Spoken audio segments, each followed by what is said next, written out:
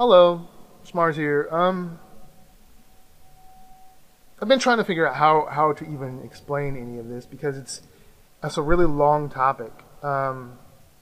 So I've been running around DeviantArt in the time while I've been, on this sort of impromptu hiatus from Munchunky and Goblin, and I was working on Myth of Ustro. I've been running around on DeviantArt and just sort of keeping in contact with artists, getting back in contact with other artists, just sort of popping in and seeing how everyone is doing, and reading journals. Is one of the ways that I see where everybody's at. And I just kind of noticed this trend across DeviantArt, and it happens. It happens in waves, certainly. It happens, and it's very persistent, and it just permeates across DeviantArt. And it's this idea of low self-value, low self-worth, as far as art is concerned, as far as the artist and their skill, and a lot of artists saying that they want to quit, that they want to stop, that they're going to maybe just walk away from it, or they're going to start over. And the problem is that DeviantArt is a very harsh environment to sort of develop in. The internet itself is a harsh environment for an artist to develop in because you are exposed consistently to really, really, really great art and really, really, really talented artists all the time on DeviantArt, on the internet. And there's not an off switch. The problem is that as artists, we are always self-critical, and we're always evaluating our own skill, our own sort of self-worth based on the things around us, our peers, our artistic peers. Whether we're doing it consciously or subconsciously, we are always doing it. It's something I've noticed. And the problem is that it can really stunt a budding artist's growth. Because it affects younger artists, I've noticed. It's affecting younger artists in all the journals and the things that I've been reading. It's affecting younger artists more so than it is older artists. But it's still affecting them too, to some degree. And the thing is, it's really hard. Like I was trying to reply to as many journals as I possibly could, sort of give some encouragement, maybe give a couple of tips, things like that. But I realized that all it was doing was creating walls of text in their inboxes and stuff, and nobody wants to sit and read all of that. And I know that there are some journals out there on DeviantArt where people are trying to help and support and give advice to artists, but the truth is it's all text-based. Some of it's art-based, but it's still very difficult for someone to extract from that. And I know just from hanging out with other artists and talking to other artists, one of the best ways is exactly what I'm doing right now, which is talking. Talking to other artists. And of course, since we're visual based, drawing and doodling and just kind of, doing what artists do. And you don't get a lot of that on DeviantArt, and I want to do that. That's what I want to do. I want to sort of, I guess, live stream and sort of talk to people and sort of help them, because I feel like I have, at this point in my life, I've experienced enough that I have a lot to share, and I have the ability to give advice and to sort of help artists that are maybe having trouble with these kinds of things, dealing with sort of that early development, that early area of development and creation, and sort of defining yourself.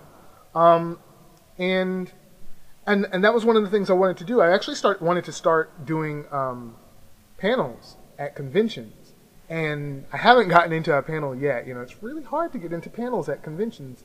I at least wanted to start somewhere, and so I figure this is a good place to start. And so I wanted to do that, like live stream it.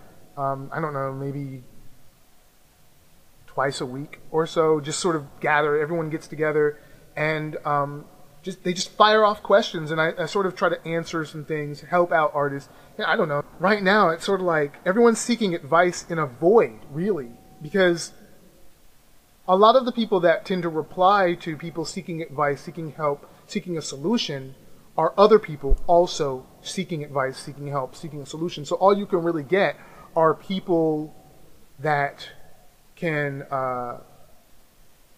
sympathize and empathize with you and agree with you and know exactly where you're coming from but can't help you.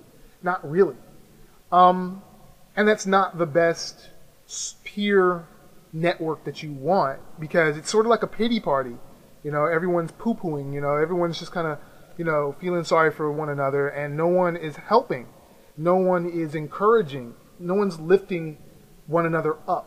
No one's clearing that path so we can see where to go forward.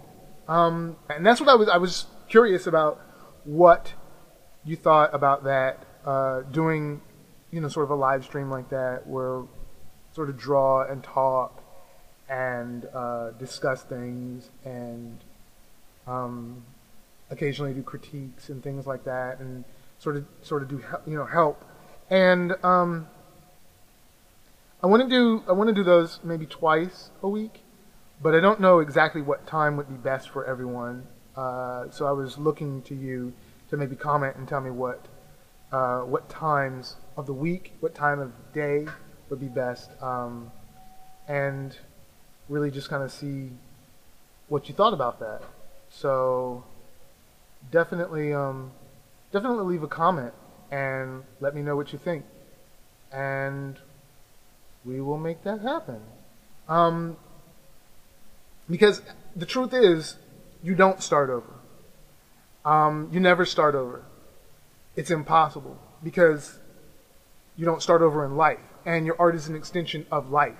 It's an extension of you, and you only move forward. You know, you move forward with your art. You progress, you grow, you develop, you mature. Just as you do in life, you do in your art. And it's really hard to get that sometimes in a place like DeviantArt, because all you see sometimes, really all you see from a lot of artists is the final product, this beautiful, perfect, infallible thing. That's all you see sometimes. It is very upsetting to me because it's deceptive.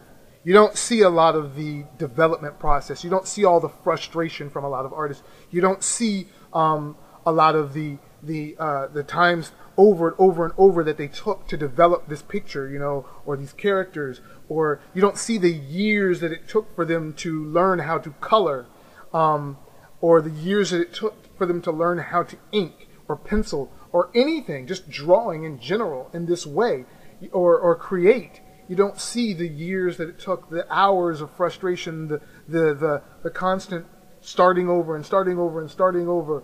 You know, you don't see any of that. All you see a lot of times is that final, perfect, or seemingly perfect piece. Because as I've always said, perfection is an illusion.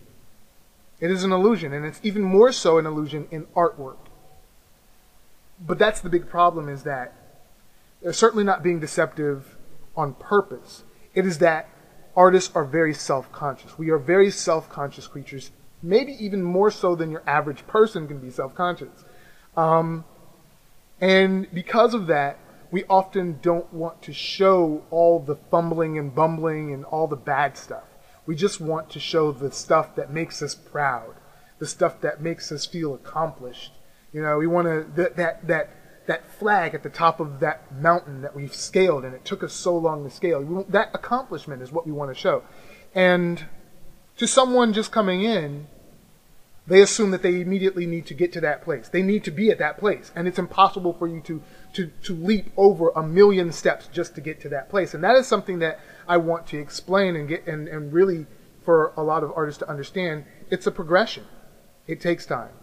But I mean, like, I could go on forever about the topic, and I've already used up a ton of time. I want to know what you think about it, and, you know, just leave a comment, you know, and tell me what you think about the whole thing. Bye.